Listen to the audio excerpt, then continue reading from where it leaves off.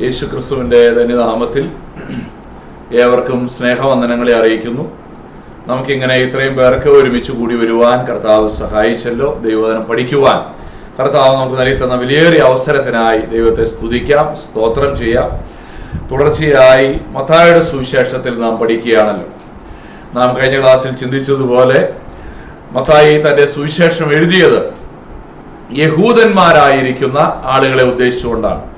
യഹൂദന്മാരായ ആളുകൾ യേശുക്രിസ്തു തന്നെയാണ് മശിഹായി എന്ന് തിരിച്ചറിയാൻ വേണ്ടി, അവർക്ക് ആ ബോധ്യം ഉണ്ടാകാൻ വേണ്ടിയാണ് വാസ്തവത്തിൽ ഈ സുവിശേഷം രേഖപ്പെടുത്തപ്പെട്ടത്. അതുകൊണ്ട് ആ രീതിയിലാണ് മത്തായി കാര്യങ്ങളെ പ്രസന്റ് ചെയ്യുന്നത്. നമ്മൾ കഴിഞ്ഞ ക്ലാസ്സിൽ യേശു 3 രോഗികളെ സൗഖ്യമാക്കിയതായിട്ട് നമ്മൾ വായിക്കുന്നുണ്ട്. എന്തിനു വേണ്ടിയാണ് ഈ 8-ാം അധ്യായം മുതൽ 8ഉം 9ഉം അധ്യായങ്ങളുടെ പ്രധാനപ്പെട്ട ഉദ്ദേശം എന്ന് പറയുന്നത് തന്നെ യേശുക്രിസ്തുവിന്റെ അധികാരത്തെ വെളിപ്പെടുത്തുവാൻ വേണ്ടി, to demonstrate the authority of Jesus. യേശുക്രിസ്തു ഇങ്ങനെയൊക്കെ ചെയ്യുവാൻ അധികാരമുള്ളവനാണ് എന്ന് ബോധ്യപ്പെടുത്തുവാൻ വേണ്ടിയിട്ടാണ് വാസ്തവത്തിൽ മത്തായി ഈ ഭാഗങ്ങളൊക്കെ രേഖപ്പെടുത്തിയിരിക്കുന്നത്. 8ഉം 9ഉം അധ്യായങ്ങളുടെ ഉദ്ദേശം. 8ാം അധ്യായത്തിൽ കഴിഞ്ഞ ക്ലാസ്സിൽ നമ്മൾ കണ്ടത് എന്തായിരുന്നു? 3 സൗഖ്യങ്ങളെ കുറിച്ച് നമ്മൾ കണ്ടു.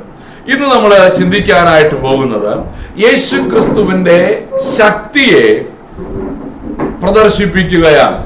യേശുക്രിസ്തു മശിഹയാണ് എന്നുള്ളതിന് അടുത്ത 3 അത്ഭുതങ്ങൾ നമ്മൾ ഇവിടെ കാണാൻ പോവുകയാണ്. ഡെമോൺസ്ട്രേഷൻ ഓഫ് പവർ, അധികാരത്തിന്റെ ഒരു വെളിപ്പാടാണ് നമ്മൾ ഈ ഭാഗത്ത് കാണുവാനായിട്ട് പോകുന്നത്. കഴിഞ്ഞ ക്ലാസ്സിൽ നമ്മൾ ഈ വേദഭാഗത്തിന്റെ ഒരു ഔട്ട്ലൈൻ പറയാനായിട്ട് ഇടയായിത്തീർന്നു. എന്താണ് 8ഉം 9ഉം അധ്യായങ്ങളുടെ പ്രധാനപ്പെട്ട ഇതിവൃത്തം അല്ലെങ്കിൽ ഡിവിഷൻ എന്താണ് എന്നുള്ളത് നമ്മൾ ചിന്തിച്ചു. 8ാം അധ്യായത്തിന്റെ 1 മുതൽ 18 വരെയുള്ള വാക്യങ്ങൾ കഴിഞ്ഞ ക്ലാസ്സിൽ നമ്മൾ ചിന്തിച്ചു. യേശു അവിടെ എന്ത് ചെയ്യുന്നു? 3 അത്ഭുതങ്ങൾ ചെയ്യുകയാണ്. ഏതൊക്കെയാണ് 3 അത്ഭുതങ്ങൾ യേശു ചെയ്തത്? 1, ഒരു കുഷ്ഠരോഗിയെ സൗഖ്യമാക്കുന്നു. 2, ശതാധിപന്റെ ദാസനെ സൗഖ്യമാക്കുന്നു. 3, പത്രോസിന്റെ അമ്മയ്ക്ക് സൗഖ്യം കൊടുക്കുന്നു. ഈ 3 പേരെ കുറിച്ച് നമ്മൾ കണ്ടത് അവരെല്ലാവരും പുറന്തള്ളപ്പെട്ടവരാണ്, സമൂഹത്തിൽ നിന്നും പുറന്തള്ളപ്പെട്ടവരാണ്. ഒരു യഹൂദന്റെ പശ്ചാത്തലത്തിൽ നിന്ന് ചിന്തിക്കുമ്പോൾ കുഷ്ഠരോഗികൾ സമൂഹത്തിൽ ആളുകളോട് ഇടപഴകാനായിട്ട് അനുവാദമില്ല, അവരെ സമൂഹത്തിൽ നിന്ന് മാറ്റി നിർത്തുന്നവരാണ്. 2, പുറജാതിക്കാരൻ. യഹൂദനെ സംബന്ധിച്ചിടത്തോളം ജാതികൾ എന്ന് പറഞ്ഞാൽ ഇല്ലേ, അവരുമായിട്ട് ഒരു സമ്പർക്കവും ഇല്ല, പുറന്തള്ളപ്പെട്ടവരാണ്. 3, ആ കാലഘട്ടത്തിൽ യഹൂദ സ്ത്രീകളാണെങ്കിൽ പോലും സ്ത്രീകളാണെന്നുള്ള കാരണത്താൽ മാറ്റി നിർത്തപ്പെടുന്നവരാണ്. എന്നാൽ ഈ 3 പേരെയും നമ്മൾ കണ്ടത് എങ്ങനെയാണ്? അവർ യേശുവിന്റെ അടുക്കിലേക്ക് ചെല്ലുകയാണ്. ആദ്യത്തെ 2 കൂട്ടരും യേശുവിന്റെ അടുക്കിലേക്ക് സൗഖ്യത്തിന് വേണ്ടി ചെന്നു. എന്നാൽ ഈ പത്രോസിന്റെ അമ്മയുടെ അടുക്കിലേക്ക് യേശു ചെല്ലുകയാണ്. ഞാൻ അന്നേരം പറഞ്ഞു, നിനക്ക് യേശുവിന്റെ അടുത്തേക്ക് ചെല്ലാൻ കഴിയാതെ വരുമ്പോൾ യേശു നിന്റെ അടുക്കിലേക്ക് വരും. ദൈവത്തിന് സ്തോത്രം. അപ്പോൾ അവിടെ യേശുവിന്റെ സൗഖ്യമാക്കുന്നതിലൂടെ തന്റെ അധികാരത്തെ നമുക്ക് അവിടെ കാണുവാനായിട്ട് കഴിയും. ഇന്ന് നമ്മൾ ചിന്തിക്കാൻ പോകുന്നത് 19 മുതലുള്ളതായിരിക്കുന്ന വാക്യങ്ങളാണ്.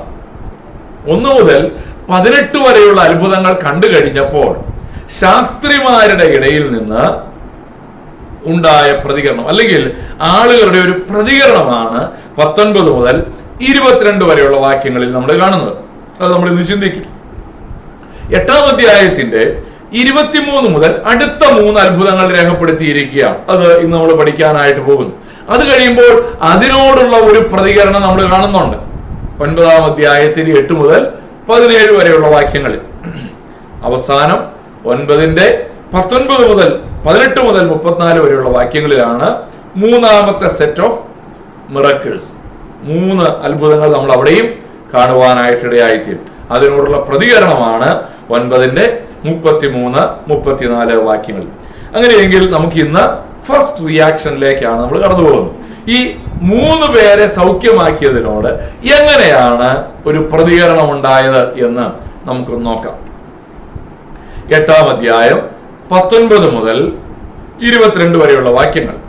അന്ന് ഒരു ശാസ്ത്രി അവന്റെ അടുക്കൽ വന്നു. ഗുരു, നീ എവിടെ പോയാലും ഞാൻ നിന്നെ അനുഗമിക്കാം എന്ന് പറഞ്ഞു.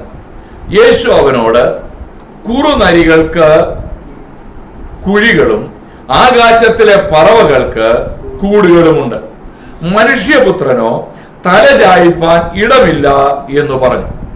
ശിഷ്യന്മാരിൽ വേറൊരുത്തൻ അവനോട്, കർത്താവേ, ഞാൻ മുമ്പേ പോയി എന്റെ അപ്പനെ അടക്കം ചെയ്യുവാൻ അനുവാദം തരയണം എന്ന് പറഞ്ഞു. യേശു അവനോട്, നീ എന്റെ പിന്നാലെ വരിക, മരിച്ചവർ തങ്ങളുടെ മരിച്ചവരെ അടക്കം ചെയ്യട്ടെ എന്ന് പറഞ്ഞു. ഇവിടെ ഈ 3 അത്ഭുതങ്ങൾ കണ്ടു കഴിഞ്ഞപ്പോൾ എങ്ങനെയാണ് അവര് പ്രതികരിച്ചത്? ആദ്യം നമ്മൾ വായിക്കുന്നത് ഒരു ശാസ്ത്രി എങ്ങനെയാണ് പ്രതികരിച്ചത് എന്നുള്ളതാണ്. അദ്ദേഹം പറയുകയാണ്, ഈ 3 അത്ഭുതങ്ങളും കണ്ടപ്പോൾ അങ്ങ് ആവേശമായി. ആവേശത്തോടെ പറയുകയാണ്, ഗുരു, നീ എവിടെ പോയാലും ഞാൻ നിന്നെ അനുഗമിക്കാം. ഇത് കേൾക്കാൻ എന്തൊരു സന്തോഷമുള്ള കാര്യമാണ് അല്ലേ? ഒരു ഗുരുവിനോട് ഒരു വ്യക്തി പറയുകയാണ്, ഗുരു, നീ എവിടെ പോയാലും ഞാൻ നിന്നെ അനുഗമിക്കാം, എനിക്കതിന് താല്പര്യമുണ്ട്. വചനം കേട്ട് കഴിയുമ്പോൾ പെട്ടെന്ന് കിളിർത്തു വരുന്ന വിത്ത് പോലെ അല്ലേ? എവിടാ വചനം വിതച്ചു, കുറച്ച് വഴിയരികി വീണു, കുറച്ച് പാറവേർ വീണു, പക്ഷെ പെട്ടെന്ന് കിളിർത്തു. പക്ഷെ വേരില്ലായാൽ ഉണങ്ങിപ്പോയെന്ന് വായിക്കുന്ന പോലെ ഒരു സംഭവം ഇവിടെ. എന്താ കാര്യം? 20ാമത്തെ വാക്യത്തിൽ യേശു പറയുകയാണ്, കുറുനരികൾക്ക് കുഴിയുണ്ട്, എന്തിനാ? ഒളിച്ചിരിക്കാൻ. ആകാശത്തിലെ പറവകൾക്ക് കൂടുണ്ട്, മനുഷ്യപുത്രനോ തലചായ്പാൻ ഇടമില്ല എന്ന് പറഞ്ഞു. ഇവിടെ ആ വ്യക്തി യേശുവിനെ അനുഗമിച്ചോ ഇല്ലയോ എന്ന് പറയുന്നില്ല, പക്ഷേ നമുക്കത് മനസ്സിലാകുന്ന രീതിയിലാണ് അത് എഴുതിയിരിക്കുന്നത് അല്ലേ? എന്താണ് ക്രിസ്തുവിനെ അനുഗമിക്കുന്നതിൽ നിന്ന് അനേകരെ തടയുന്നത്? ഒന്നാമത് ഇവിടെ നമുക്ക് കാണാനായിട്ട് കഴിയുന്നത് പേഴ്സണൽ കംഫർട്ടാണ്. യേശുവിനെ അനുഗമിക്കാൻ തയ്യാറാണ്. ഇത്രയും അത്ഭുതങ്ങളൊക്കെ ചെയ്യുന്ന യേശുവിനെ അനുഗമിച്ചാൽ എന്തായാലും ഒരു 5 സ്റ്റാർ ഹോട്ടൽ അക്കോമഡേഷൻ കിട്ടും. ഈ ഒരു പ്രതീക്ഷയോടെയാണ് പലരും യേശുവിനെ അനുഗമിക്കാനായിട്ട് തീരുമാനിക്കുന്നത്. ഇത്രയും സൗകര്യം യേശുവിന്റെ ഇത്രയും അത്ഭുതം ചെയ്യാമെങ്കിൽ അല്ലേ? ഒറ്റ വാക്ക് കൽപ്പിച്ചപ്പോ ഒരു കുഷ്ഠരോഗി ശുദ്ധമാകുന്നു, ഒരു ശതാധിപന്റെ ദാസൻ സൗഖ്യമാകുന്നു, പത്രോസിന്റെ അമ്മാവിയമ്മ ജ്വരം ബാധിച്ച് ഗൗരവമായിട്ട് കിടക്കുകയാണ്, സൗഖ്യമാകും. പിന്നെ അവിടെ പറയുന്നുണ്ട് ഒരുപാട് രോഗികളെയൊക്കെ സൗഖ്യമാക്കി. അപ്പൊ പിന്നെ യേശുവിന്റെ കൂടെ പോയാൽ 5 സ്റ്റാർ അക്കോമഡേഷൻ അല്ലേ കിട്ടുന്നത്?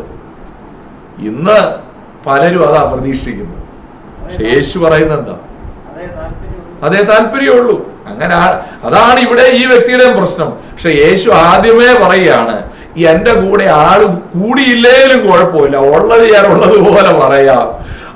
കുറുനരികൾക്ക് കുഴിയുണ്ട്, പറവകൾക്ക് കൂടുകളുണ്ട്, മനുഷ്യപുത്രനോ തലചായ്പാൻ എന്റെ കൂടെ വന്നാൽ കിടക്കാൻ ഒരു നല്ല സ്ഥലം കിട്ടുമെന്ന് പോലും എനിക്ക് പറയാൻ പറ്റില്ല. അതുകൊണ്ട് അതൊക്കെ ചിന്തിച്ചിട്ട് നീ എന്ത് ചെയ്താൽ മതി?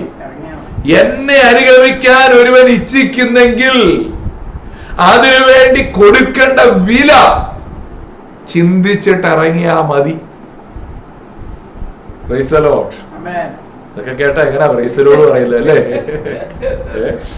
എന്റെ പുറകെ വന്നാൽ ഞാൻ 5 സ്റ്റാർ ഹോട്ടൽ തരാമോ പറഞ്ഞാൽ നമ്മൾ അറിയാണ്ട് ഹല്ലേലൂയൊക്കെ പറയുമായിരിക്കും.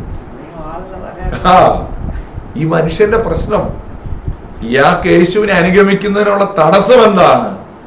എന്റെ കംഫർട്ട്, എന്റെ സൗകര്യങ്ങൾ, എന്റെ ജീവിത സാഹചര്യങ്ങൾ, എനിക്കെല്ലാം അനുകൂലമാണെങ്കിൽ ഞാൻ യേശുവിനെ അനുഗമിക്കും. പ്രിയപ്പെട്ടവരെ, അങ്ങനല്ല യേശുവിനെ അനുഗമിക്കേണ്ടത്.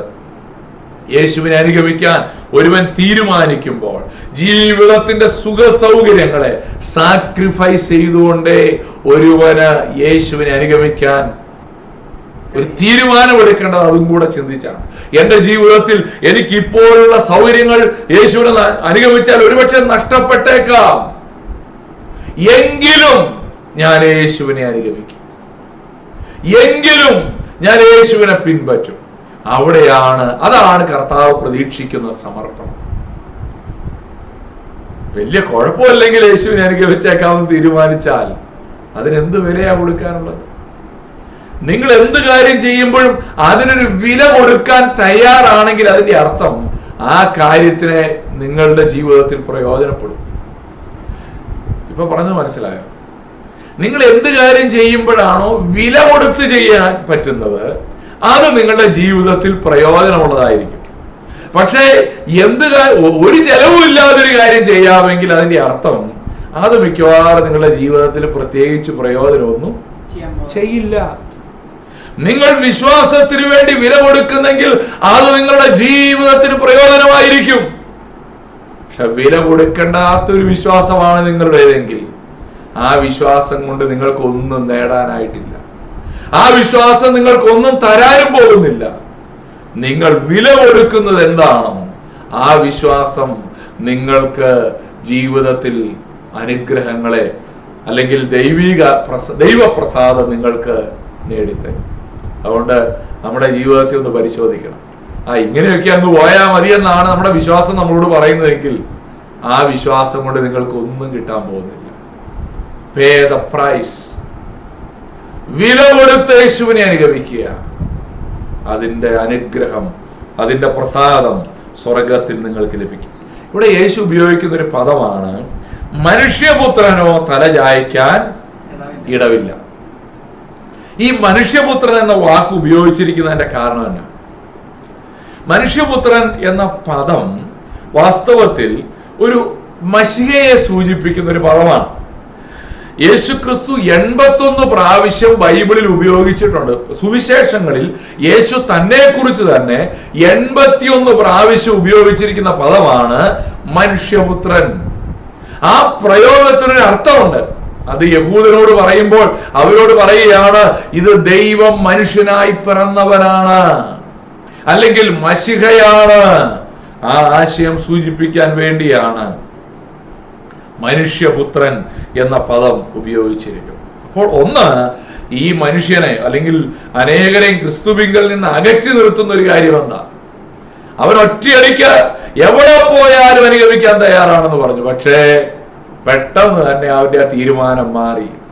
പെട്ടെന്ന് കിളിർത്ത വിശ്വാസം, പക്ഷേ നിലനിൽക്കാത്ത ഒരു ആത്മീയ ജീവിതം. നമ്മുടെ ജീവിതത്തിൽ ഒന്ന് പരിശോധിക്കാമോ? നമുക്ക് അങ്ങനത്തെ ഒരു ആത്മീയതയാണോ ഉള്ളത്? നമ്മെ തന്നെ പരിശോധിക്കണം. 2, യേശുവിനെ അനുഗമിക്കുന്നതിന് ആളുകളെ തടയുന്ന രണ്ടാമത്തെ കാര്യം, അവിടെ ഒരു മനുഷ്യൻ യേശുവിനോട് പറയുന്ന ഒരു മറുപടിയുണ്ട്. ശിഷ്യന്മാരിൽ വേറൊരുത്തൻ 21, 22 വാക്യങ്ങളിൽ, കർത്താവേ, ഞാൻ മുമ്പേ പോയി എന്റെ അപ്പനെ അടക്കം ചെയ്യുവാൻ അനുവാദം തരേണം എന്ന് പറഞ്ഞു. യേശു അവനോട്, നീ എന്റെ പിന്നാലെ വരിക, മരിച്ചവർ തങ്ങളുടെ മരിച്ചവരെ അടക്കം ചെയ്യട്ടെ എന്ന് പറഞ്ഞു. ഇത് വായിച്ചിട്ട് ചില ആളുകൾ യേശുവിനെ വിമർശിക്കാറുണ്ട്, അല്ലേ?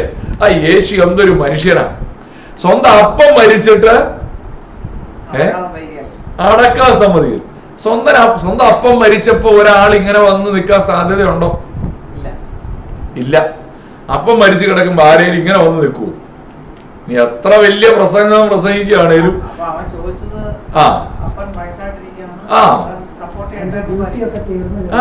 എന്ന് പറഞ്ഞാൽ അവര് ചില കാര്യം എന്ന് പറഞ്ഞാൽ പ്രയോറിറ്റി എന്നുള്ളത്, മുൻഗണന യേശുവിനെ അനുഗമിക്കുക എന്നുള്ളതല്ല. ഞാൻ ഫ്രീ ആയി കഴിയുമ്പോ എന്ത് ചെയ്യാം? യേശുവിനെ അനുഗമിക്കാം.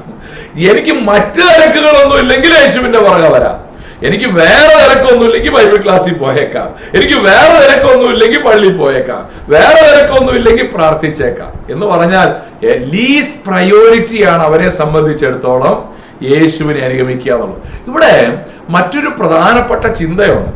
ഈ യഹൂദ പാരമ്പര്യത്തിൽ ഒരുവൻ ഈ അപ്പൻ മരിച്ചു കഴിയുമ്പോഴാണ് അവന്റെ സ്വത്ത് അവന് സ്വന്തമാകുന്നത്. അതിനു മുമ്പ് ഒരിക്കലും അവന് എന്ത് കിട്ടില്ല. അതുകൊണ്ടാണ് ഈ മുടിയനായ പുത്രൻ പോയി ചോദിച്ച് മേടിക്കുന്നത്. മനസ്സിലാവുന്നുണ്ടോ? മൂത്ത ആള് പോയി ചോദിച്ചുമില്ല, അല്ലേ? പക്ഷേ ഈ അപ്പന്റെ സ്വത്ത് എപ്പോഴാ കിട്ടുന്നേ? അപ്പം മരിച്ചു കഴിയുമ്പോ ആ സ്വത്ത്. അതിനു മുമ്പേ വിൽപത്രമൊക്കെ എഴുതും, പക്ഷെ അവന് സ്വന്തമായി കിട്ടുന്ന എപ്പോഴും അപ്പന്റെ മരണശേഷമാണ്.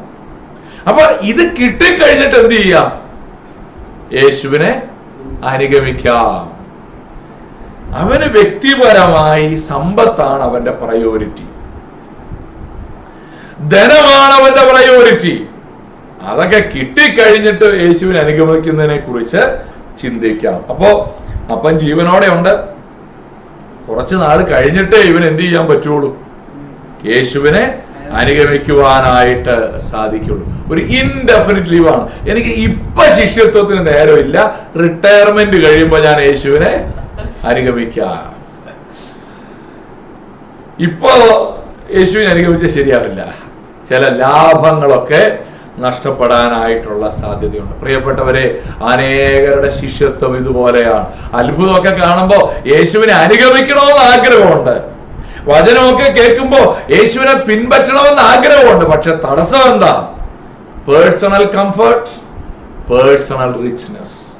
ഇന്ന് നമ്മുടെ ജീവിതത്തിൽ ഒന്ന് പരിശോധിച്ച്, നമ്മൾ യേശുവിനെ അനുഗമിക്കുന്നതിന് ഒന്നാം സ്ഥാനം കൊടുക്കുന്നവരാണോ? യേശുവിനെ അനുഗമിക്കാൻ വേണ്ടി വില കൊടുക്കാൻ തയ്യാറാണോ?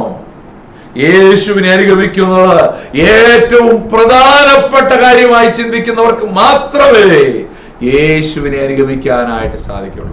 കൂട്ടത്തിൽ അതും കൂടെ ഇരുന്നോട്ടെ എന്നാണ് മനോഭാവമെങ്കിൽ യേശുവിനെ അനുഗമിക്കുന്നത് ഒരിക്കലും സാധ്യമല്ല, ഒരിക്കലും സാധ്യമല്ല. അതുകൊണ്ടാണ് യേശു പറഞ്ഞത്, ഒരുവൻ എന്റെ പിന്നാലെ വരുവാൻ ഇച്ഛിക്കുന്നെങ്കിൽ he should be ready to pay the price. യേശു പറഞ്ഞില്ലേ, ഒരുവനൊരു വീട് പണിയാൻ തുടങ്ങുന്നതിന് മുമ്പ് ആ വീട് പണിയാനുള്ള പണം എന്റെ കയ്യിൽ ഉണ്ടോ എന്ന്, ചെലവ് മീറ്റ് ചെയ്യാൻ എനിക്ക് കഴിയുമോ എന്ന് ഇരുന്ന് ചിന്തിക്കില്ലേ? ഒരു രാജാവിനോട് യുദ്ധം ചെയ്യാൻ പോകുന്നതിന് മുമ്പ് എനിക്ക് ആവശ്യത്തിന് സൈന്യബലം ഉണ്ടോ എന്നൊക്കെ ചിന്തിക്കില്ലേ?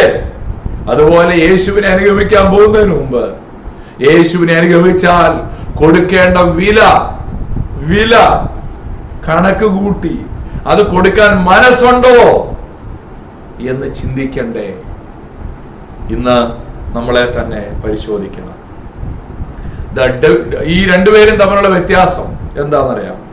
ഒരാള് യേശുവിനെ അനുഗമിക്കുന്നതിന് ഒരു ചെലവും ഇല്ലെന്നാ വിചാരിച്ചത്, ഇല്ലേ? എവിടെ പോയാലും അനുഗമിച്ചേക്കാം എന്ന് ആദ്യമേ കയറി പറഞ്ഞു. ഇതൊക്കെ എളുപ്പമാണെന്നാ വിചാരിച്ചത്. രണ്ടാമത്തെ ആളോ, പുള്ളി വിചാരിച്ചത്, അയ്യോ അപ്പന്റെ സ്വത്തിനേക്കാളും വലുതൊന്നും അല്ല. എന്ത്? Over estimated the cost. ഇതൊക്കെ കഴിഞ്ഞിട്ട് മതി. നമ്മളെങ്ങനെ രണ്ട് എക്സ്ട്രീമിലുള്ള രണ്ട് കൂട്ടരെ കാണിച്ചത്, അല്ലേ? ഒരാള് ഒരു ചെലവുമില്ല ശിഷ്യത്വം എന്ന് വിചാരിച്ചു, ഒരാള് വിചാരിച്ചത് ഈ സ്വത്തിനേക്കാളും ഒക്കെ. അതുകൊണ്ട് ഇത് കളഞ്ഞേച്ചു പോരാനായിട്ട് തയ്യാറല്ല. When following Jesus, other commitments conflict. The disciples must always follow Jesus, even though his or her other commitments are legitimate. നമുക്ക് മറ്റു പല ആവശ്യങ്ങളും ഉണ്ടല്ലേ നമ്മുടെ ജീവിതത്തിൽ. യേശുവിനെ അനുഗമിച്ചാൽ മാത്രം മതിയോ? യേശുവിനെ അനുഗമിച്ചാൽ മാത്രം മതിയോ?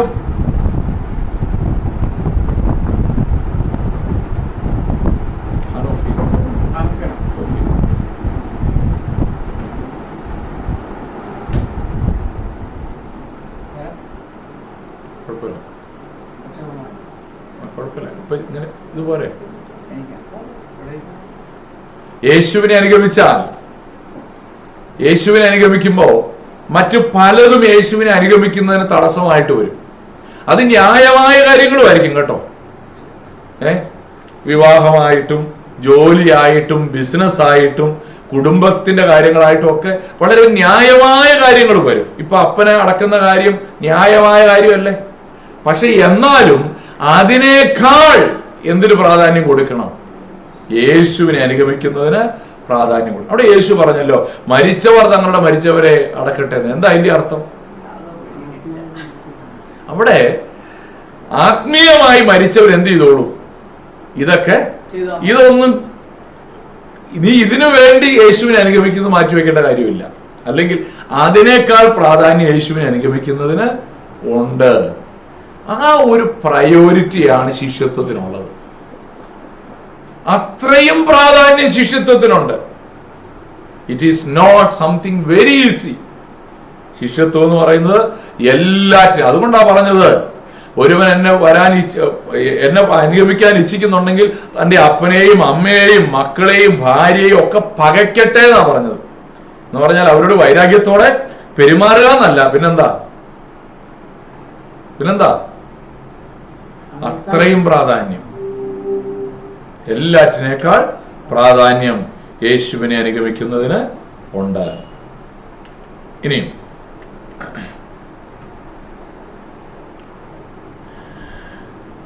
നമുക്കിനി അടുത്ത ഭാഗത്തേക്ക് പോവാം. ഇന്ന് നമ്മൾ 3 യേശുവിന്റെ അത്ഭുത പ്രവർത്തികൾ കാണാനായിട്ട് പോവുകയാണ്. അപ്പോൾ ആ സ്ട്രക്ചർ നിങ്ങളുടെ മനസ്സിലുണ്ടാകുമെന്ന് ഞാൻ വിചാരിക്കുകയാണ്. ആദ്യം 3 അത്ഭുതങ്ങൾ, പിന്നെ ഒരു റിയാക്ഷൻ, വീണ്ടും 3 അത്ഭുതങ്ങൾ. ഓക്കെ, ഇനി നമ്മൾ അടുത്ത 3 അത്ഭുതങ്ങളിലേക്ക് കടക്കുകയാണ്. ഈ ഓരോ അത്ഭുതവും എടുത്ത് വേണമെങ്കിൽ നമുക്കിങ്ങനെ ആവേശകരമായിട്ട് പ്രസംഗിക്കാം. പക്ഷെ ബൈബിൾ ക്ലാസ് ആയതുകൊണ്ടാണ് ഞാൻ അങ്ങനെ പോകാത്തത്. നമ്മുടെ സമയവും കണ്ടമാനം അതിനു വേണ്ടി ഇൻവെസ്റ്റ് ചെയ്യേണ്ടതായിട്ട് വരും. ചിലപ്പോൾ 5 കൊല്ലം എടുക്കും അങ്ങനെ പഠിച്ച മത്തായിയുടെ സുവിശേഷമൊക്കെ തീരാൻ. അതുകൊണ്ട് ഞാൻ ആ രീതിയിലല്ല പോകുന്നത്. മത്തായി എഴുതിയതിന്റെ ഉദ്ദേശം, കാരണം ഈ അത്ഭുതങ്ങളൊക്കെ നമ്മൾ ധാരാളം പ്രസംഗം കേൾക്കുന്നതാണല്ലോ, അതുകൊണ്ട് ഞാൻ ആ രീതിയിലല്ല പോകുന്നത്. പഠിക്കാൻ വേണ്ടിയാണ് നമ്മൾ ഈ രീതിയിൽ പോകുന്നത്. 8-ാം അധ്യായത്തിന്റെ 23 മുതൽ 9-8 വരെ യേശു തന്റെ ശക്തിയെ വെളിപ്പെടുത്തുന്നതായ 3 അത്ഭുതങ്ങൾ അവിടെ രേഖപ്പെടുത്തിയിട്ടുണ്ട്. സെക്കൻഡ് ഗ്രൂപ്പ് ഓഫ് മിറക്കിൾസ് ആണ് ഈ 3 അത്ഭുതങ്ങളും. അത് ഒരു പ്രത്യേക സ്ഥലത്താണ് നടക്കുന്നത്, ഒരു ജിയോഗ്രഫിക്കലി കണക്റ്റഡ് ആണ് ഈ 3 അത്ഭുതങ്ങളും. അതുപോലെ അതിന്റെ തീമും കണക്റ്റഡ് ആണ്. എന്ന് പറഞ്ഞാൽ ആ അത്ഭുതങ്ങൾ നടക്കുന്ന വിഷയം, ഏത് വിഷയത്തോടുള്ള ബന്ധം, അത് തമ്മിലൊരു ബന്ധമുണ്ട്. എന്ന് പറഞ്ഞാൽ ജിയോഗ്രഫിക്കലി എന്താ ബന്ധം? ജിയോഗ്രഫിക്കലി ഒരു ബന്ധമുള്ളതെന്ന് വെച്ചാൽ ഈ ഗന്നസരേത്ത് തടാകത്തിന്റെ ചുറ്റുവട്ടത്താണ് ഈ 3 അത്ഭുതം നടക്കുന്നത്. 18-ാമത്തെ വാക്യത്തിൽ കഴിഞ്ഞ ക്ലാസ്സിൽ നമ്മൾ പഠിച്ചു നിർത്തിയത് അവിടെയാണ്.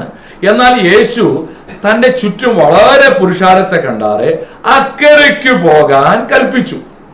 അങ്ങനെ അക്കരയ്ക്ക് പോകാൻ കൽപ്പിച്ച അവര് 23-ാമത്തെ വാക്യത്തിൽ വായിക്കുന്നത് എന്താ?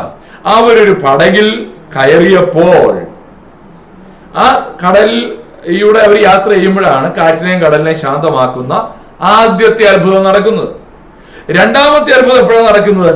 28-ാം വാക്യം നോക്കിയേ.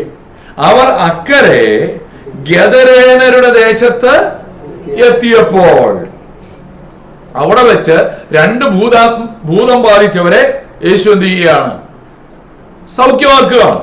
അത് കഴിഞ്ഞിട്ട് 9-ാമത്തെ അധ്യായത്തിന്റെ 1-ാം വാക്യത്തിലേക്ക് വരുമ്പോഴോ അവർ പടകിൽ കയറി ഇക്കരയ്ക്ക് കടന്ന് സ്വന്തം പട്ടണത്തിലെത്തി. കണ്ടോ? ആ തടാകത്തിന്റെ ഇക്കര എന്ന അക്കരയ്ക്ക് പോകുന്ന വഴിക്ക് ഒരു അത്ഭുതം, അവിടെ ചെന്ന് കഴിഞ്ഞ ഒരു അത്ഭുതം, തിരിച്ച് ഇവിടെ വന്നു കഴിഞ്ഞിട്ട് ഒരത്ഭുതം. ഇങ്ങനെയാണ് ജിയോഗ്രഫിക്കൽ കണക്ഷൻ. ഈ 3 അത്ഭുതങ്ങളും തമ്മിൽ സ്ഥലത്തോടുള്ള ബന്ധത്തിൽ ഒരു ബന്ധമുണ്ട്. രണ്ടാമത്, ഈ 3 അത്ഭുതങ്ങളും തമ്മിൽ ഒരു തീമാറ്റിക് കണക്ഷൻ ഉണ്ട്. തീം എന്ന് പറഞ്ഞാൽ വിഷയം. ഈ 3 അത്ഭുതങ്ങളുടെ വിഷയം എന്താ? 27-ാം വാക്യം നോക്കിയേ.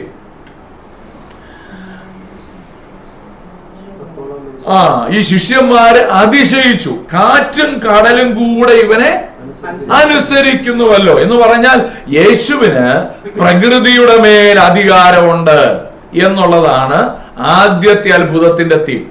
2-ാമത്തെ അത്ഭുതം നോക്കിയേ, 29-ാമത്തെ വാക്യം. ഈ 2 ഭൂതഗ്രസ്തർ നിലവിളിച്ചു, ദൈവോത്ര, ഞങ്ങൾക്കും നിനക്കും തമ്മിൽ എന്ത്? സമയത്തിന് മുമ്പേ ഞങ്ങളെ ദണ്ഡിപ്പിപ്പാൻ ഇവിടെ വന്നുവോ? എന്ന് പറഞ്ഞാൽ ഭൂതങ്ങളുടെ മേൽ അധികാരമുണ്ട്. 1, പ്രകൃതിയുടെ മേൽ അധികാരമുണ്ട്. 2, ഭൂതങ്ങളുടെ മേൽ അധികാരമുണ്ട്. 3-ാമത്തെ അത്ഭുതം നോക്കിയേ, 9-ാം അധ്യായത്തിന്റെ 6-ാം വാക്യം. പാപങ്ങളുടെ മേൽ, പാപത്തെ മോചിക്കാൻ അധികാരമുണ്ട്. 3 അത്ഭുതങ്ങളും എങ്ങനെ ബന്ധപ്പെട്ടത്? അധികാരത്തോടുള്ള ബന്ധത്തിലാണ്. പ്രകൃതിയുടെ മേലധികാരം, ഭൂതങ്ങളുടെ മേലധികാരം, പാപത്തെ മോചിക്കാനുള്ള അധികാരം.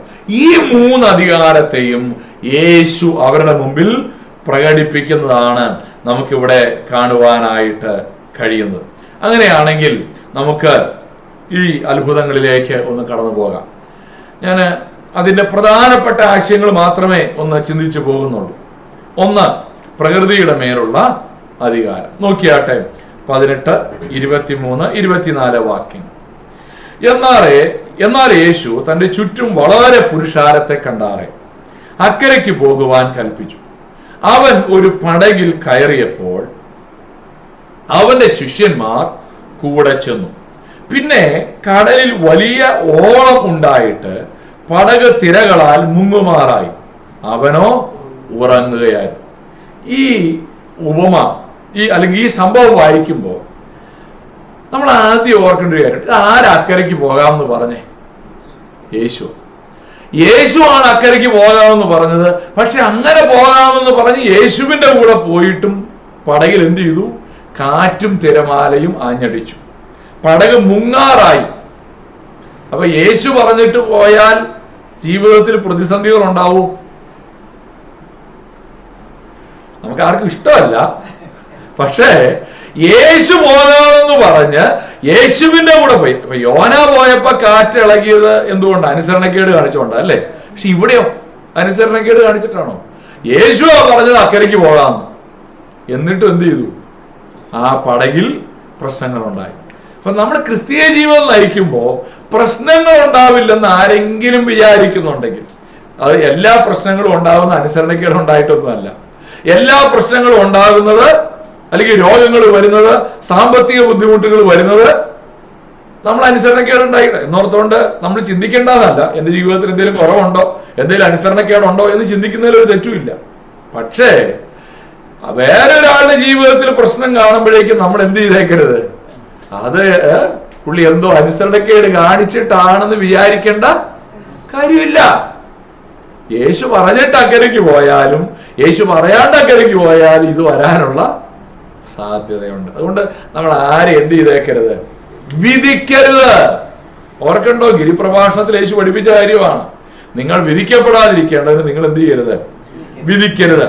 ഇനി ഇവിടെ നമ്മൾ കാണുന്നൊരു കാര്യം വായിക്കുന്നത് 24 വാക്യത്തിൽ ആ പ്രകൃതി എന്ത് ചെയ്യാണ്? പ്രക്ഷുബ്ധമാവുകയാണ്. 24 വാക്യത്തിൽ നമ്മൾ വായിക്കുന്നത് എങ്ങനെയാണ്? പിന്നെ കടലിൽ വലിയ ഓളമുണ്ടായിട്ട് പടക് തിരകളാൽ മുങ്ങുമാറായി, അവനോ ഉറങ്ങുകയായിരുന്നു. അപ്പോൾ കടൽ എന്ത് ചെയ്തു? തിരമാലകൾ ആഞ്ഞടിക്കുകയാണ്. പക്ഷെ ഇവിടെ ഒരു പ്രത്യേകത എന്നാണെന്നറിയാമോ? ഇതിന്റെ നടുവിൽ ആരുറങ്ങുകയാണ്? യേശു ഉറങ്ങുകയാണ്. ഈ യേശു ഉറങ്ങുക എന്ന് അവിടെ എഴുതിയതിന് എന്താ ഒരു കാര്യമുള്ളത്? അതിനെന്താ പ്രസക്തി ഉള്ളത്? ആ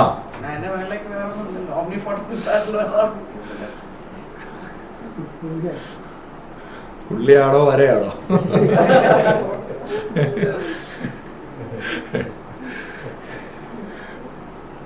യേശു അവിടെ കിടന്നുറങ്ങുക. അത് എഴുതിയതിന്റെ പുറകിൽ ഉള്ളൊരു പ്രസക്തി, അവൻ ഇത്രയും അധികാരമുള്ളവനായിരിക്കുമ്പോൾ, അവൻ പൂർണ്ണ ദൈവമായിരിക്കുമ്പോൾ തന്നെ അവൻ പൂർണ്ണ മനുഷ്യനും കൂടെയാണ്. അത് സൂചിപ്പിക്കാൻ വേണ്ടിയാണ് എഴുതിയത്. തുടർച്ചയായി അത്ഭുതങ്ങൾ പ്രവർത്തിക്കുന്ന പ്രസംഗിക്കുന്ന യേശുവിനും ക്ഷീണമുണ്ട്. അവൻ ഒരേ സമയം പൂർണ്ണ ദൈവവും പൂർണ്ണ മനുഷ്യനുമാണ്. അതുകൊണ്ടാണ് യേശുവിന് വിശന്നത്. ഇല്ലേ? 40 ദിവസം ഉപവസിച്ച് കഴിഞ്ഞപ്പോൾ സാത്താൻ അവനെ പരീക്ഷിക്കാൻ വേണ്ടി ചെല്ലുകയാണ്. ജഡരക്തങ്ങളോട് കൂടിയവനായി എന്ന് പറയുമ്പോ കേവലം പുറമേ മാത്രമല്ല അവൻ ജഡരക്തങ്ങളുള്ളവനായത്. ഒരു മനുഷ്യനുള്ള എല്ലാ വിശപ്പും ക്രൂശിൽ കിടന്നുകൊണ്ട് അവന് ദാഹിക്കുന്നു. ശമരിയക്കാരുടെ അടുക്കൽ വെള്ളം ചോദിക്കുന്നു. എന്താ? അവൻ കണ്ണുനീര് വാർക്കുന്നു. അവൻ പൂർണ്ണ ദൈവമായിരിക്കുമ്പോൾ തന്നെ അവൻ പൂർണ്ണ മനുഷ്യനുമാണ്. പക്ഷേ ഏത് പ്രതിസന്ധിയിലും യേശുവിനെ പോലെ നമുക്ക് ഉറങ്ങാൻ കഴിയുന്നതാണ് യേശുവിനെ അനുഗമിക്കുന്നവന്റെ ജീവിതം. ഇത്രയും വലിയ പ്രതിസന്ധിയിൽ യേശു ഉറങ്ങി അല്ലേ? അങ്ങനാണെങ്കിൽ യേശുവിനെ അനുഗമിക്കുന്നവർക്ക്, യേശുവിനെ ആശ്രയിക്കുന്നവർക്ക്, ഈ കർത്താവിനെ മുറുകെ പിടിക്കുന്നവർക്ക് അതേ സമാധാനമാണ് അവൻ ഒരുക്കി വെച്ചിട്ടുള്ളത്. Hallelujah, praise the Lord. ദൈവത്തിന് സ്തോത്രം. നമ്മൾ ഈ കാറ്റും തിരമാലയ്ക്ക് ആഞ്ഞടിക്കുമ്പോഴേക്ക് എന്തോ ചെയ്യും? അതാണ് ശിഷ്യന്മാർ ചെയ്തു. ശിഷ്യന്മാരെന്തോ ചെയ്തു?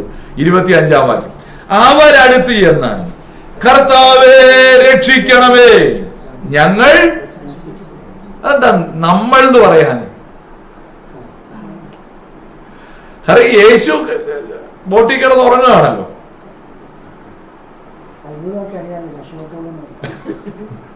അല്ല, അതിനാണ് പിന്നെ ഞങ്ങൾ നശിക്കുന്നത് എങ്ങനെ അവര് പറയും? ഇത് ഈ ഞങ്ങൾക്കൊന്നും നീന്തൽ അറിയാൻ മേല, യേശുവിന് മാത്രമേ നീന്തൽ അറിയാവുള്ളൂ എന്ന് തോന്നുന്ന പോലാണത് എഴുതി വെച്ചിരിക്കുന്നത് അല്ലേ? ഞങ്ങൾ നശിച്ചു പോകുന്നു. അതിന്റെ അർത്ഥം എന്താ? ഞങ്ങൾ ഇതോടെ അവസാനിച്ചു. അവരുടെ ഉള്ളിൽ ഈ പ്രതിസന്ധി ആ സമയത്ത് അവരെ കുറിച്ച് മാത്രമേ ചിന്തിച്ചോളൂ അതിന്റെ അർത്ഥം അല്ലേ? അവരെ കുറിച്ച് മാത്രമേ ചിന്തിച്ചിട്ടുള്ളൂ. ശിഷ്യന്മാരങ്ങ് അസ്വസ്ഥരാവുകയാണ്, ശിഷ്യന്മാര് ഭയപ്പെടുകയാണ്, ഞങ്ങൾ നശിച്ചു പോകും. നമ്മുടെ ജീവിതത്തിന്റെ പ്രതിസന്ധികളും പ്രതികൂലങ്ങളും ഒക്കെ വരുമ്പോ നമ്മൾ പലപ്പോഴും ഇങ്ങനല്ലേ? പ്രശ്നം വരുമ്പോ നമ്മളെ കുറിച്ച് മാത്രമേ ചിന്തിക്കുള്ളൂ. എന്റെ പ്രശ്നമാണ് ഏറ്റവും വലിയ പ്രശ്നം, എന്റെ പ്രതിസന്ധിയാണ് ഏറ്റവും വലിയ പ്രതിസന്ധി. യേശു ഉണ്ട് ആ പടയിൽ, പക്ഷെ അതവർ ചിന്തിക്കുന്നേ ഇല്ല. ഞാൻ നശിക്കുകയാണ്, ഇതോടെ എല്ലാം തീരുക. നമ്മുടെ ജീവിതത്തിൽ നമ്മൾ അങ്ങനാണോ? ഇവിടെ വാസ്തവത്തിൽ എന്തായിരുന്നു ഇവർ ചിന്തിക്കേണ്ടത്? അതാണ് യേശുവിന്റെ പ്രതികരണത്തിലൂടെ നമ്മൾ വായിക്കുന്നത്. 26-ാമത്തെ വാക്യം നോക്കി. 26-ാം വാക്യത്തിൽ യേശു എന്താ പ്രതികരിച്ചത്? എഴുന്നേറ്റ വഴിയെ കാറ്റേ ശാന്തമാകാന്നാണ് പറഞ്ഞത്. അല്ല, എഴുന്നേറ്റിട്ട് ആദ്യം ചെയ്തത് ശിഷ്യന്മാരോടാ സംസാരിച്ചത്. ആദ്യം ശിഷ്യന്മാരെ ശാസിച്ചു, എന്നിട്ടാണ് കാറ്റിനെയും കടലിനെ ശാസിച്ചത്. എന്താ അവിടെ പറഞ്ഞത്? അല്പവിശ്വാസികളെ, നിങ്ങൾ ഭീരുക്കളാകുവാൻ എന്ത്? പ്രിയപ്പെട്ടവരെ, നമ്മുടെ ഭീരുത്വമാണ് യേശു ഉള്ള പടകിൽ ഇരുന്ന് ഇങ്ങനെ കരയാൻ കാരണം. യേശു നമ്മുടെ കൂടെ ഉണ്ട്, നമുക്കറിയാം. എന്നാലും നമ്മൾ വിചാരിക്കുന്ന എന്താ? ഇതോടെ എല്ലാം അവസാനിച്ചു. നമ്മുടെ ക്രിസ്തീയ ജീവിതം ഒരിക്കലും അങ്ങനെ ആകരുത്. അതാണ്, യേശു നമ്മുടെ പടകിലുണ്ടെങ്കിൽ ഇല്ലേ? നമ്മൾ പാടുന്നൊരു പാട്ടുണ്ടല്ലോ, ഈ വാരിതിയിൽ വൻതിരയിൽ തള്ളലേറ്റു ഞാൻ, മുങ്ങിടാതെ പ്രിയൻ എന്റെ ബോട്ടിലുണ്ടല്ലോ. ഈ വാരിതിയിൽ വൻതിരയിൽ മുങ്ങിടാതെ പ്രിയൻ എന്റെ ബോട്ടിലുണ്ടല്ലോ. ഗാനം പാടിയേ നാട്ടിലെത്തുമേ, ഗാനം പാടിയേ നാട്ടിലെത്തുമേ, ഞാൻ എന്റെ രക്ഷിതാവിൻ കൂടെ എപ്പോഴും തൻ കൃപയിൽ ആശ്രയിക്കും എല്ലാ നാളും ഞാൻ വാഴും. ഞാൻ എന്റെ രക്ഷിതാവിൻ കൂടെ എപ്പോഴും തൻ കൃപയിൽ ആശ്രയിക്കും എല്ലാ നാളും ഞാൻ. യേശു എന്റെ ബോട്ടിലുണ്ടല്ലോ എന്നൊക്കെയാ നമ്മൾ പാടിയത്. ഇത് ശിഷ്യന്മാരും വേണമെങ്കിൽ പാടും, പക്ഷെ പ്രശ്നം വരുമ്പോ എന്തോ ചെയ്യും? യേശു ചോദിക്കുകയാണ്, അല്പവിശ്വാസികളെ, നിങ്ങൾ ഭീരുക്കളാകുവാൻ എന്ത്? അതിനുശേഷം യേശു കാറ്റിനെ ശാസിച്ചു, കടലിനോട് അടങ്ങുവാനായിട്ട് പറഞ്ഞു. ഇനി 27-ാമത്തെ വാക്യത്തിൽ ശിഷ്യന്മാരെങ്ങനെ അതിനോട് പ്രതികരിച്ചെന്ന് നോക്കി. എന്നാറെ ആ മനുഷ്യർ അതിശയിച്ചു, ഇവൻ എങ്ങനെയുള്ളവൻ, കാറ്റും കടലും കൂടെ ഇവനെ അനുസരിക്കുന്നുവല്ലോ. എന്താ ഈ അത്ഭുതത്തിൽ നിന്ന് പഠിക്കേണ്ട കാര്യം? ഈ യേശുവിനെ കാറ്റും കടലും അനുസരിക്കും. പ്രിയപ്പെട്ടവരെ, ഇതാണ് ഈ അത്ഭുതം കൊണ്ട് ഉദ്ദേശിച്ചത്. ഇതാണ് ഈ അത്ഭുതം കൊണ്ട് യേശു ഉദ്ദേശിച്ചത്. നമ്മുടെ ജീവിതത്തിൽ നമ്മൾ ഈ വേദഭാഗം വായിക്കുമ്പോൾ നമ്മൾ ചിന്തിക്കേണ്ടത്, ധ്യാനിക്കേണ്ടത്, മത്തായി പറയുന്നത്. ഇത് വായിക്കുന്ന ഓരോ യഹൂദനും ചിന്തിക്കണം, യേശു കാറ്റിന്റെ മേൽ, കടലിന്റെ മേൽ, പ്രകൃതിയുടെ മേൽ അധികാരമുള്ളവനാണ്. അതുകൊണ്ടാണ് ഏലിയാവ് അത്ഭുതം ചെയ്യും ഈ ആഹാബിനോട് പറയുന്നുണ്ട്, ഞാൻ പറഞ്ഞിട്ടല്ലാതെ ഇനിയും മഴ പെയ്യില്ല. പ്രകൃതിയുടെ മേൽ അധികാരം എന്ന് പറഞ്ഞാൽ അതൊരു ഡിവൈൻ പവറാണ്, അല്ലേ? അതുകൊണ്ടാണ് മോശ മിസ്രയീമിൽ അത്ഭുതങ്ങൾ ചെയ്തപ്പോഴും പ്രകൃതിയുടെ മേൽ അധികാരമുള്ളവനായിട്ട്, ജീവജാലങ്ങളുടെ മേൽ അധികാരമുള്ളവനായിട്ട് അത്ഭുതങ്ങൾ ചെയ്യുന്നു. പ്രിയപ്പെട്ടവരെ, നമ്മുടെ കർത്താവ് പ്രകൃതിയുടെ മേൽ അധികാരമുള്ളവനാണ്. അതുകൊണ്ടാണ് മഴ പെയ്യാത്തപ്പോൾ നമ്മൾ പ്രാർത്ഥിക്കുന്നത്, അല്ലേ? മഴ നമുക്ക് സഹിക്കാൻ കഴിയാതെ വരുമ്പോൾ നമ്മൾ പ്രാർത്ഥിക്കുന്നത് കൊണ്ടാണ്. പ്രകൃതിയെ അനുകൂലമായി കിട്ടാൻ വേണ്ടി പ്രാർത്ഥിക്കുന്നതിന്റെ കാരണം അതാണ്. പ്രകൃതിയുടെ മേൽ അധികാരമുള്ളവനായ ഒരു ദൈവം. ഹല്ലേലൂയ. സൂര്യ, നീ അവിടെ നിൽക്കാൻ ആരാ പ്രാർത്ഥിച്ചേ? യോശുവ. സൂര്യ, നീ ഗിബെയോനിലും, ചന്ദ്ര അയ്യാലോൻ താഴ്വരയിലും സ്റ്റോപ്പ് എന്നാ പറഞ്ഞേ, അവിടെ നിന്നോ. പ്രകൃതിയുടെ മേൽ. മറുപടിയും ഇതേപോലെയാണ്. ഇനി രണ്ടാമത്തെ അത്ഭുതത്തിലേക്ക് നമുക്ക് പോകാം. രണ്ടാമത്തെ അത്ഭുതം എന്ന് പറയുന്നത് എന്താണ്? ഭൂതങ്ങളുടെ മേൽ അധികാരമുള്ള യേശു. ഞാൻ കഴിഞ്ഞ ക്ലാസ്സിൽ റെഫറൻസ് പറയാതെ പോയൊരു വാക്യം, അല്ലേ? ക്ലാസ് കഴിഞ്ഞപ്പോൾ ഞാനൊന്ന് ഓർപ്പിച്ചായിരുന്നു. മത്തായി 12:28. യോഹന്നാൻ യേശുവിന്റെ അടുക്കൽ ഒരു ദൂതന്മാരെ അയക്കുകയാണ്. എന്തിനു വേണ്ടിയാ? ഞങ്ങൾ വേറൊരുവനെ കാത്തിരിക്കണമെന്നൊക്കെ ചോദിച്ചപ്പോ യേശു അത്ഭുതങ്ങളെ കുറിച്ചൊക്കെ പറഞ്ഞു. മത്തായി 12:28 പറയുന്നത് എന്നാണെന്നറിയാമോ? ദൈവാത്മാവിനാൽ ഞാൻ ഭൂതങ്ങളെ പുറത്താക്കുന്നു എങ്കിൽ ദൈവരാജ്യം നിങ്ങളുടെ അടുക്കൽ വന്നെത്തിയിരിക്കുന്നു. നിങ്ങൾ പഴയ നിയമത്തിൽ എവിടെയെങ്കിലും ഏതെങ്കിലും പ്രവാചകന്മാർ ഒരു ഭൂതത്തെ പുറത്താക്കിയ സംഭവം ഉണ്ടോ? ഇല്ല. ഒരു പല അത്ഭുതങ്ങളും ചെയ്തിട്ടുണ്ട്. പക്ഷെ ദൈവരാജ്യം വന്നെത്തിയിരിക്കുന്നു എന്നുള്ളതിന്റെ കൃത്യമായ അടയാളമാണ് ഭൂതങ്ങളെ പുറത്താക്കുക. അതാണ് യേശു ഇവിടെ മെൻഷൻ ചെയ്തത്. അതായത് യേശുവിന്റെ അധികാരത്തെ സ്ഥാപിക്കുന്ന ഒരത്ഭുതമാണ് ഇവിടെ ഭൂതങ്ങളെ പുറത്താക്കുക എന്നുള്ളത്. അത് സ്ഥാപിക്കാൻ വേണ്ടിയിട്ട് മത്തായി ആ അത്ഭുതം എന്ത് ചെയ്തിരിക്കുന്നു? ഇവിടെ രേഖപ്പെടുത്തിയിരിക്കുകയാണ്. നമുക്ക് ആ ഭാഗത്തേക്കൊന്ന് വരാം. മത്തായി 8:28.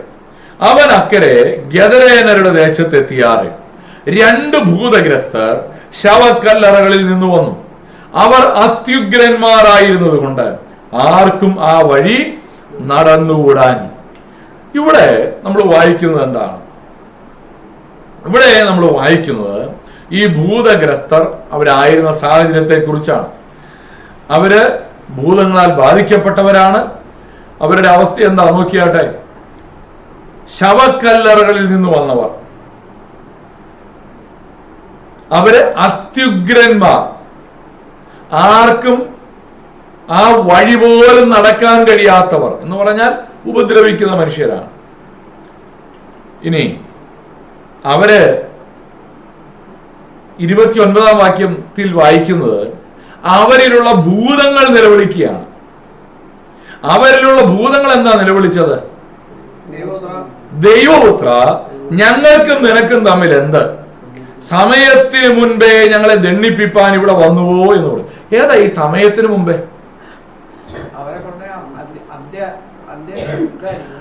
അന്ത്യന്യായവിധിയാണ് ഇവിടെ ഉദ്ദേശിക്കുന്നത്. അന്ത്യന്യായവിധി. ഈ ഭൂതങ്ങൾ എന്ന് പറഞ്ഞാൽ ആരാ? അതെവിടെ നിന്ന് വന്നു? ലൂസിഫറിന്റെ അനുയായികളാണ്. സ്വർഗത്തിൽ നിന്ന് വെട്ടി താഴേക്കിട്ട പിശാചിന്റെ ദൂതന്മാരാണ്. അവർക്ക് അന്ത്യന്യായവിധി ഉണ്ട്, അല്ലേ? ആ ന്യായവിധിയാണ് അവർ പ്രതീക്ഷിക്കുന്നത്. പക്ഷെ അതിനു മുമ്പേ ഇപ്പോ യേശു അവരുടെ അടുക്കിലേക്ക് ചെന്നപ്പോ യേശുവിനോട് ചോദിക്കുകയാണ്, ഞങ്ങളെ സമയത്തിന് മുമ്പേ ദണ്ഡിപ്പിപ്പാൻ വന്നുവോ എന്ന് ചോദിക്കുകയാണ്. എന്നാൽ നോക്കിയാട്ടെ, അപ്പൊ അവിടെ ഒരു കണ്ടീഷൻ വയ്ക്കുന്നുണ്ട്. എന്താ കണ്ടീഷൻ നോക്കി?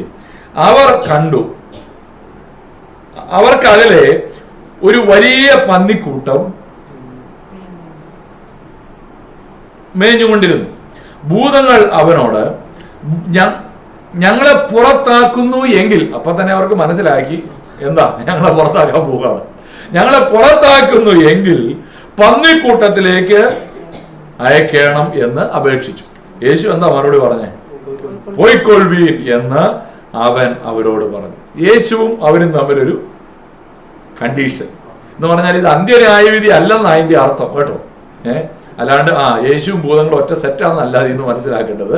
അവിടെ എന്താ പറയുന്നത്? ഇത് അന്ത്യന്യായവിധി എന്നല്ല, ഈ മനുഷ്യനെ വിടുവിക്കുക എന്നുള്ളതാണ് യേശുവിന്റെ അവിടുത്തെ പ്രവൃത്തി. അതുകൊണ്ടാണ് പൊയ്ക്കൊള്ളുവീൻ എന്ന് അവൻ അവരോട് പറഞ്ഞത്. എന്നാൽ അവിടെ വായിക്കുന്ന എന്താ? അവർ പുറപ്പെട്ടു, പന്നികളിലേക്ക് ചെന്നു. ആ കൂട്ടമെല്ലാം കടുംതൂക്കത്തോടെ കടലിലേക്ക് പാഞ്ഞ് വെള്ളത്തിൽ മുങ്ങി ചത്തു. അപ്പൊ പന്നികൾക്ക് എന്ത് ചെയ്യാൻ പറ്റുന്നില്ല? ഈ ഭൂതത്തെ വഹിക്കാനായിട്ട് കഴിയുന്നില്ല, താങ്ങാനായിട്ട് കഴിയുന്നില്ല എന്നുള്ളതാണ്. ഇവിടെ യേശു അവരിൽ നിന്ന് ഭൂതങ്ങളെ പുറത്താക്കി. ഞാൻ പറഞ്ഞല്ലോ, ഭൂതങ്ങളെ പുറത്താക്കുക എന്ന് പറയുന്നത് ഒരു വലിയ അത്ഭുതമാണ്. ദൈവരാജ്യം വന്നിരിക്കുന്നു എന്നുള്ളതിന്റെ ഏറ്റവും വലിയ അടയാളമാണ് ഭൂതങ്ങളെ പുറത്താക്കുന്നു എന്നുള്ളത്. എന്നാൽ അതിനോട് അവരെങ്ങനെ പ്രതികരിച്ചെന്ന് നോക്കിയാട്ടെ. 33, 34 വാക്യങ്ങൾ. മേയ്ക്കുന്നവർ ഓടി പട്ടണത്തിൽ ചെന്നു. ഈ പന്നികളെ മേയ്ക്കുന്നവരാണ്. ഓടി പട്ടണത്തിൽ ചെന്നു, സകലവും ഭൂതഗ്രസ്തരുടെ വസ്തുതയും അറിയിച്ചു. ഉടനെ പട്ടണമെല്ലാം പുറപ്പെട്ടു യേശുവിന് എതിരെ ചെന്നു. എതിർത്തോണ്ട് ചെന്നാണ്, എതിരെ ചെന്നു. അവനെ കണ്ടാറെ തങ്ങളുടെ അതിർ വിട്ടു പോകണമെന്ന് അപേക്ഷിച്ചു. ഇത്രയും നല്ലൊരു യേശു ഉണ്ടല്ലോ, ഇവിടെ തന്നെ താമസിക്കണേന്നല്ല പറഞ്ഞത്, പിന്നെന്താ എത്രയും പെട്ടെന്ന് സ്റ്റാൻഡ് വിടാൻ. എന്താ അതിന്റെ ആശയം? പ്രയോറിറ്റി. ഒരു മനുഷ്യൻ, അവന്റെ സൗഖ്യം അവർക്ക് വിഷയമല്ല, അവർക്ക് പന്നികളിൽ നിന്നുള്ള ലാഭമാണ് മുഖ്യം. എത്ര ക്രൂരന്മാരായ മനുഷ്യരല്ലേ നമ്മൾ പലപ്പോഴും ഇങ്ങനല്ലേ?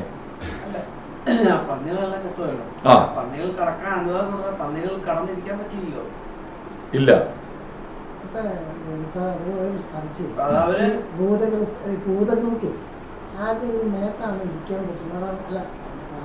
അല്ല, അല്ലാതെ ഉണ്ട്. നമ്മൾ ലൂക്കോസിന് സുവിശേഷം വായിക്കുമ്പോ ഒരു വ്യക്തിയിൽ നിന്ന് പുറത്താക്കപ്പെട്ട് കഴിഞ്ഞാൽ അതിങ്ങനെ അലഞ്ഞു തിരിയുന്നു എന്ന് വായിക്കുന്നു. അതെന്താണ് സംഭവിച്ചതെന്നുള്ളത് നമുക്ക് അറിഞ്ഞുകൂടാ. ഈ മനുഷ്യൻ വിളിച്ചു കയറ്റിയതാണെന്നില്ലോ, അത് അടുത്ത സ്ഥലത്തേക്ക് പൊക്കോളുമായിരിക്കും. പക്ഷെ യേശു അവനിൽ നിന്ന് പുറത്താക്കിയപ്പോൾ അവര് പറഞ്ഞ ഒരു റിക്വസ്റ്റ് ആണ്. യേശു, ഞാൻ ഡീമനോളജി എന്ന് പറയുന്ന വിഷയമാണ് ബൈബിളിൽ ഏറ്റവും കുറച്ച് എഴുതിയേക്കണേ എന്ന് പറയണേ. എന്നുവെച്ചാൽ തിയോളജി പഠിക്കുമ്പോൾ ഏറ്റവും കുറച്ച് എഴുതിയിരിക്കുന്നത് ദൂതന്മാരെ കുറിച്ചും ഭൂതങ്ങളെ കുറിച്ചും എന്നാണ് പറയുന്നത്. അതുകൊണ്ട് അതിനെക്കുറിച്ച് ഒന്നുമില്ലെന്നല്ല, പക്ഷെ എല്ലാ ചോദ്യങ്ങൾക്കും നമുക്ക് അതിൽ നിന്നുള്ള ഉത്തരം കിട്ടണമെന്ന് നിർബന്ധമില്ല. പക്ഷെ ചില സൂചനകളിൽ നിന്നൊക്കെയാണ് നമ്മൾ ഈ കാര്യങ്ങൾ ഗ്രഹിക്കുന്നത്. ഞാൻ അതുകൊണ്ടാണ് ലൂക്കോസിന്റെ സൂചനയിൽ ആ സംഭവം പറഞ്ഞു, 7-ാം അധ്യായത്തിലാണെന്ന് തോന്നുന്നു. ചുറ്റി കറങ്ങിയേച്ച് ഒഴിഞ്ഞിരിക്കുന്ന വീട് കണ്ടു കഴിയുമ്പോൾ പിന്നെയും വന്ന് കയറുന്നു വായിക്കുന്നില്ല. അതുപോലെ അപ്പോ ഇവിടെ അവരുടെ സ്വാർത്ഥതയാണ് കാണുന്നത്.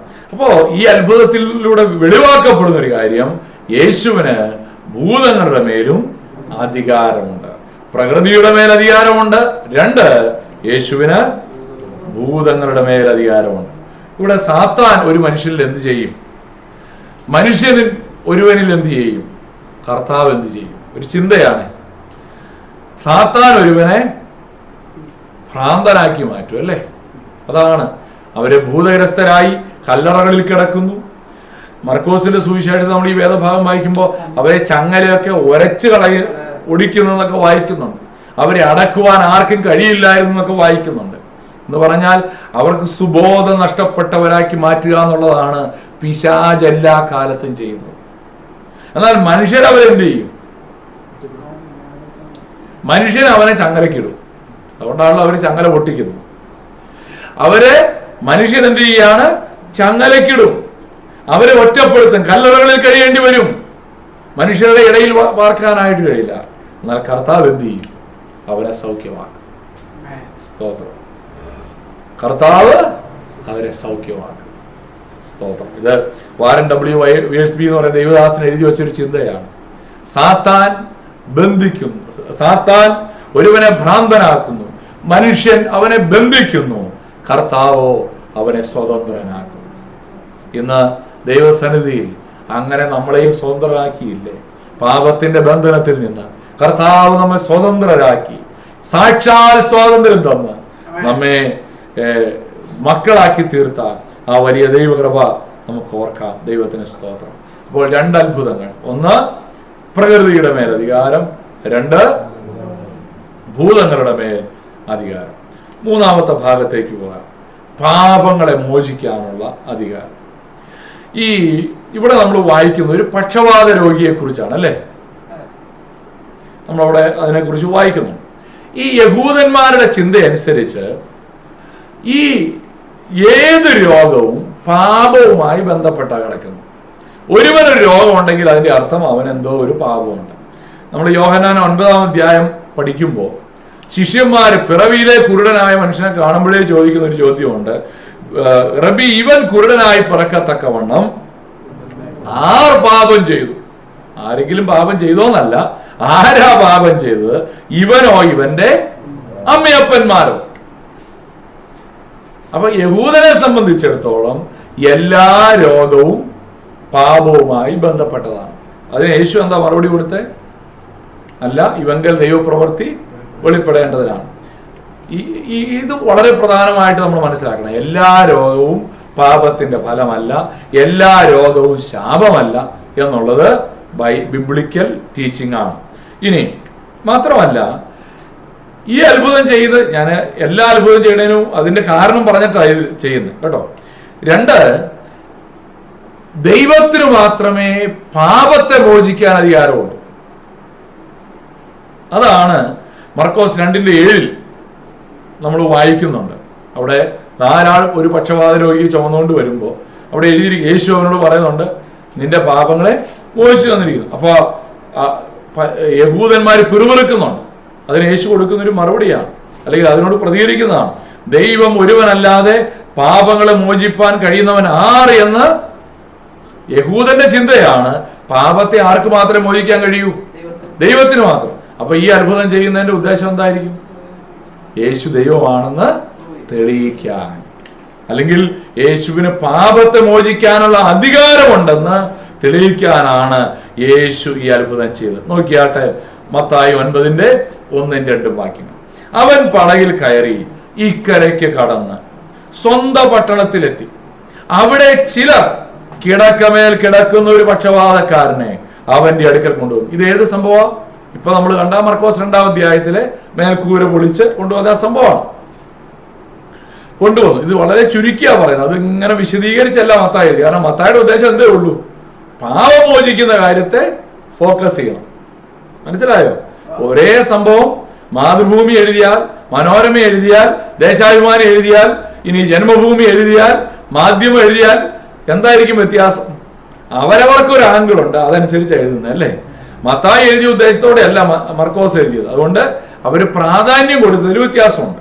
മത്തായി എഴുതിയപ്പോൾ യേശുവിന് പാപങ്ങളെ മോചിക്കാനുള്ള അധികാരമുണ്ടെന്ന് സ്ഥാപിക്കാനായിട്ട് എഴുതി. അതുകൊണ്ട് ആ ഭാഗമാണ് കൂടുതൽ എഴുതിയത്. നോക്കിയേ, കൊണ്ടുവന്നപ്പോ യേശു അവരുടെ വിശ്വാസം കണ്ട് പക്ഷവാതക്കാരനോട്, മകനേ ധൈര്യമായിരിക്ക, നിന്റെ പാപങ്ങൾ മോചിച്ചു തന്നിരിക്കുന്നു എന്ന് പറഞ്ഞു. ആദ്യം തന്നെ യേശു അവന്റെ പാപങ്ങളെ മോചിക്കുന്ന ഭാഗമാണ് അവിടെ എഴുതിയത്. ഇതിനകത്തൊരു ചിന്തയുണ്ട്. ആദ്യം യേശു ആത്മീക സൗഖ്യമാണ് കൊടുത്തത്. മനസ്സിലായോ?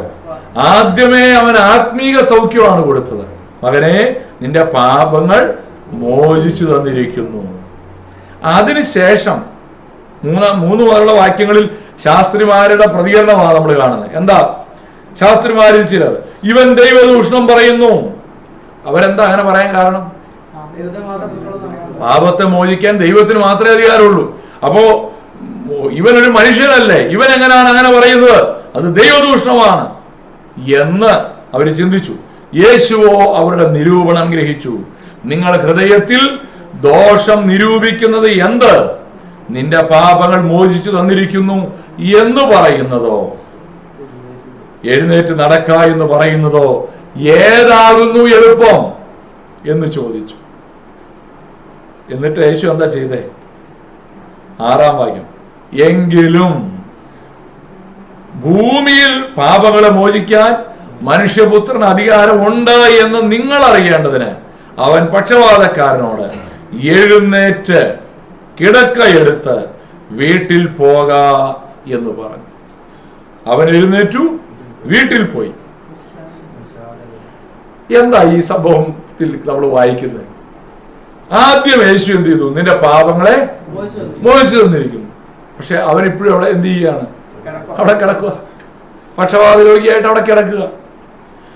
പക്ഷെ യേശു എന്നിട്ട് ചോദിക്കുന്നുണ്ട്, ഇതിൽ ഏതാ എളുപ്പം? പാപം മോചിക്കുക എന്ന് പറയുന്നതാണോ എളുപ്പം? എഴുന്നേറ്റ് കിടക്കിയെടുത്ത് നടക്കുക എന്ന് പറയുന്നതാണോ? ഏതാ എളുപ്പം? കിടക്കിയെടുത്ത് നടക്കുക എന്ന് പറയുന്നതാണ് എളുപ്പം അല്ലേ? നിങ്ങൾ പലപ്പോഴും അത് ചെയ്യാറുണ്ട്. എന്നിട്ട് യേശു എന്ത് ചെയ്തു? അവനോട് പറഞ്ഞു എഴുന്നേറ്റ് കിടക്കിയെടുത്ത് നടക്കാന്ന് പറഞ്ഞു. പക്ഷെ അത് പറഞ്ഞപ്പോ 6-ാം വാക്യത്തിൽ എന്താ പറഞ്ഞത്? എങ്കിലും ഭൂമിയിൽ അവര് പാപങ്ങളെ മോചിക്കപ്പെട്ടോ ഇല്ലയോ എന്ന് എങ്ങനെ അറിയാം? ഇപ്പൊ പാപം മോചിക്കപ്പെട്ടത് എവിടാ? അകത്താ അല്ലേ? ഇത് അകത്ത് നടന്നോന്ന് എങ്ങനെ പുറത്തറിയാം? എന്ന് അധികാരമുണ്ട് എന്ന് നിങ്ങൾ അറിയേണ്ടതിന് അവൻ പക്ഷപാതക്കാരനോട് എഴുന്നേറ്റ് കിടക്ക എടുത്ത് വീട്ടിൽ പോക എന്ന് പറഞ്ഞു. ഞാൻ ചോദിക്കട്ടെ, നമ്മളാണെങ്കിലേ ഇതിലേത് സൗഖ്യമാണ് ആദ്യം വേണമെന്ന് ആഗ്രഹിക്കുന്നത്? നമ്മൾ ആദ്യം പ്രാർത്ഥിക്കുന്ന, കർത്താവേ എന്റെ കിടക്ക എടുത്ത് നടക്കാൻ, എന്റെ കാലിന് എന്റെ പക്ഷപാത രോഗം മാറണേ. ഇതല്ലേ നമ്മൾ പലപ്പോഴും ആദ്യം പ്രാർത്ഥിക്കുക. നമ്മൾ ഒരാൾക്ക് വേണ്ടി പ്രാർത്ഥിക്കുമ്പോഴും അതല്ലേ പ്രാർത്ഥിക്കുന്നത്. പക്ഷെ യേശുവിന്റെ മുൻഗണന കണ്ടോ? നമ്മൾ പലപ്പോഴും ഈ മുൻഗണന ഇല്ലാതെ പോകുന്നവരാണ്. യേശു ആ മനുഷ്യനെ സൗഖ്യമാക്കി. 8-ാമത്തെ വാക്യത്തിൽ നമ്മൾ വായിക്കുന്നു, അവൻ എഴുന്നേറ്റ് വീട്ടിൽ പോയി. പുരുഷാരം അത് കണ്ട് ഭയപ്പെട്ട് മനുഷ്യർക്ക് ഇങ്ങനെയുള്ള അധികാരം കൊടുത്ത ദൈവത്തെ മഹത്വപ്പെടുത്തി.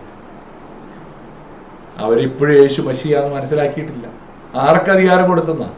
മനുഷ്യർക്ക് ഇങ്ങനെയുള്ള അധികാരം കൊടുത്ത ദൈവത്തെ മഹത്വപ്പെടുത്തി. പ്രിയപ്പെട്ടവരെ, അവൻ മശിയയാണെന്നുള്ളത് അവരിപ്പോഴും എന്ത് ചെയ്തിട്ടില്ല? തിരിച്ചറിഞ്ഞിട്ടില്ല. നമ്മുടെ ജീവിതത്തിൽ നമ്മൾ യേശുവിനെ അറിയേണ്ടതുപോലെ അറിഞ്ഞിട്ടുണ്ടോ? യേശുവിനെ കുറിച്ച് കുറെ കാര്യങ്ങളൊക്കെ അറിയാം അല്ലേ?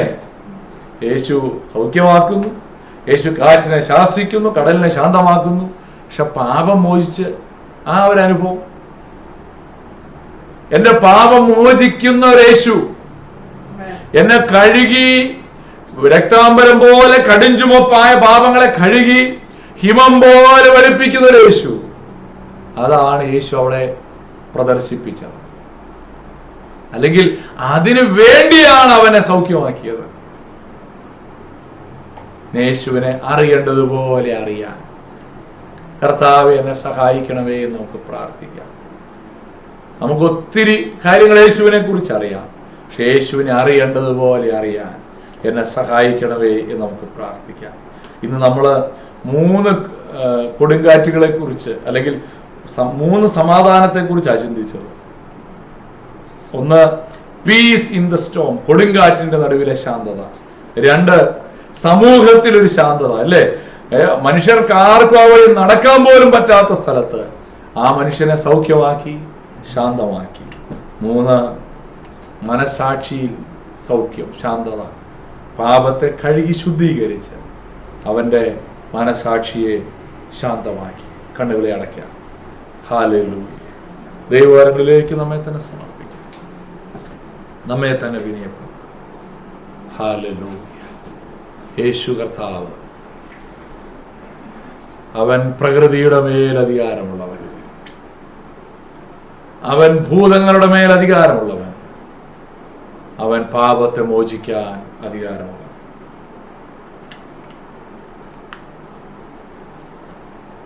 നമ്മെ തന്നെ ആ പാദപീഠത്തിലേക്ക് സമർപ്പിക്കാം. നമ്മുടെ ആവശ്യം എന്തു ആയിക്കോട്ടെ, ഓടിച്ചെല്ലാൻ ഒരു യേശു ഉണ്ടെന്ന് കഴിഞ്ഞ ക്ലാസ്സിൽ നമ്മൾ ചിന്തിച്ചു. അവന്റെ അടുക്കിലേക്ക് പോകാൻ കഴിയില്ലെങ്കിൽ അവൻ നമ്മുടെ അടുക്കിലേക്ക് വരുമെന്ന് നമ്മൾ ചിന്തിച്ചു. ഇന്ന് നമ്മൾ 3 അത്ഭുതങ്ങൾ ചിന്തിച്ചു. യേശുവിന്റെ അധികാരത്തെക്കുറിച്ച് ചിന്തിച്ചു. നമ്മുടെ ജീവിതത്തിൽ സാധ്യതയില്ല എന്ന് തോന്നുന്ന മേഖലകളിൽ, ഒരു കാറ്റും കടലും ഒരു വാക്കിന്റെ മുമ്പിൽ ശാന്തമാകുമെന്ന് ആര് വിചാരിക്കുന്നു? ഭൂതങ്ങൾ യേശുവിന്റെ നാമത്തിൽ വിട്ടുപോകുമെന്ന് അന്ന് ആര് ചിന്തിച്ചു? പാപങ്ങളെ മോചിക്കപ്പെടുവാൻ എങ്ങനെ കഴിയുമെന്ന് ആര് ചിന്തിച്ചു? എന്നാൽ അധികാരമുള്ളവനായ ഒരു യേശു, അവൻ തന്റെ അധികാരം ഉപയോഗിച്ചപ്പോൾ കാറ്റും കടലും ശാന്തമായി. അവൻ തന്റെ അധികാരം ഉപയോഗിച്ചപ്പോൾ ഭൂതഗ്രസ്തർ സൗഖ്യമായി. അവൻ തന്റെ അധികാരം ഉപയോഗിച്ചപ്പോൾ പ്രിയപ്പെട്ടവരെ, ആ മനുഷ്യന്റെ പാപങ്ങൾ മോചിക്കപ്പെട്ടു. ഇന്ന് ഈ മനോഹരമായിരിക്കുന്ന ഹല്ലേലൂയ ഈ രാത്രി സമയം നമ്മുടെ ജീവിതത്തിൽ അസാധ്യമെന്ന് കരുതുന്ന ഏതെങ്കിലും കാര്യമുണ്ടോ? യേശു ഒരു വാക്ക് കൽപ്പിച്ചാൽ മതി, യേശു ഒരു വാക്ക് ശാസിച്ചാൽ മതി, അവനൊരു വാക്ക് പറഞ്ഞാൽ മതി. ഹല്ലേലൂയ. ഈ വചന പഠനം നിങ്ങൾക്ക് എല്ലാവർക്കും അനുഗ്രഹമാണ് എന്ന് വിശ്വസിക്കുന്നു. ഈ കേട്ടതായിരിക്കുന്ന ക്ലാസ്സുകൾ, ദൈവവചനം മറ്റുള്ളവർക്കുമായി പങ്കുവെച്ചു കൊടുക്കുക. നിങ്ങളുടെ എല്ലാവരുടെയും പ്രാർത്ഥനയ്ക്കും സഹകരണത്തിനുമായി ദൈവത്തിന് നന്ദി പറയുന്നു. ദൈവം നിങ്ങളെല്ലാവരെയും ധാരാളമായി അനുഗ്രഹിക്കട്ടെ.